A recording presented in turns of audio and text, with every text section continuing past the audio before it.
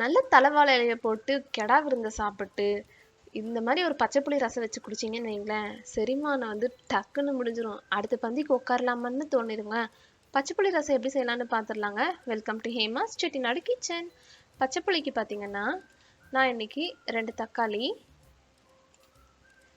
மிளகு 1 table spoon, சீரகம் 1 table spoon, கொஞ்சம் கருவேப்பிலை, 10 பல் பூண்டு, 2 பச்சை மிளகா, கொஞ்சமாக கொத்தமல்லி, உப்பு, நல்ல ஒரு மீடியம் லெமன் சைஸ் அளவுக்கு புளி. செய்முறை பார்த்துடலாங்க.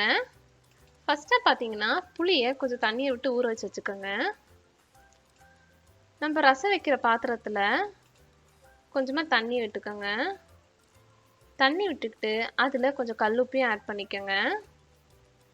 கூடயே நம்ம 2 தக்காளியும் ஆட் பண்ணிக்கலாம். அதோடவே பார்த்தீங்கன்னா, நம்ம புளியை வந்து ஊற வச்சுருக்கோம் இல்லைங்களா, அதை நல்லா கரைச்சி விட்டு இந்த தக்காளி தண்ணியோடவே நல்லா வடிகட்டி சேர்த்திக்குவோங்க. ஃபில்டரை வச்செல்லாம் வடிகட்ட தேவையில்லைங்க, கையை வச்சே வடிகட்டினா போதும். பாருங்க, இந்த மாதிரி வடிகட்டிட்டு நம்ம வந்து தக்காளி எல்லாம் இருக்கு இல்லைங்களா, நல்லா கரைச்சி விட்டுருவோம் கையை வச்சு. இந்த ரசத்துக்கு பார்த்தீங்கன்னா புளி கூடையாக இருக்கணும், தக்காளி வந்து கம்மியாக இருக்கணுங்க. நல்லா கரைச்சி விட்ருவோம். இப்போ வந்து நம்ம இந்த பச்சை புளி ரசத்துக்கு ஒரு மசாலா ரெடி பண்ணிடுவோம். ட்ரெடிஷ்னலாக பார்த்தீங்கன்னா இடிக்கல் வச்சு தான் கொட்டுவாங்க. அதே மாதிரி இடிக்கிற கல்லில் 1 டேபிள் ஸ்பூன் அளவுக்கு மிளகு, 1 டேபிள் ஸ்பூன் அளவுக்கு சீரகம், ரெண்டுத்தையும் போட்டு நல்லா 1க்கு 2 நல்லா தட்டிக்கங்க.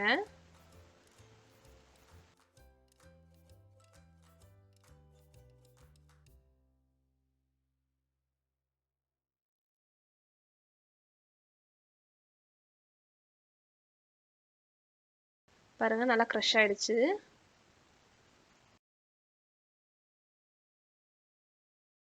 இப்போ இதோடவே நம்ம பூண்டு, பச்சை மிளகா, கருவேப்பிலை இது எல்லாத்தையும் ஆட் பண்ணி நல்லா க்ரஷ் பண்ணிக்க போகிறோம்.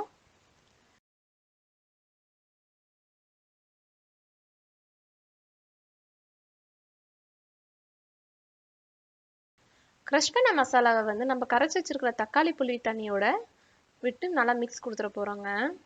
கையில் நம்ம கரைச்சி விட்டாதாங்க அதோட டேஸ்ட்டே தனியாக இருக்கும். அது போக நம்ம தக்காளி சீக்கிரம் மசியணும் அப்படின்னு மிக்சியில் போட்டோம் அப்படின்னா மிக்சியில் இருக்கிற ஹீட்டு வந்து இதில் இன்வால்வ் ஆகி அது பச்சை புளி ரசமாகவே இருக்காதுங்க. கடைசியாக பார்த்தீங்கன்னா நம்ம கொஞ்சமாக கொத்தமல்லியை தூவி நல்லா கரைச்சி விட்டுக்குவோம்.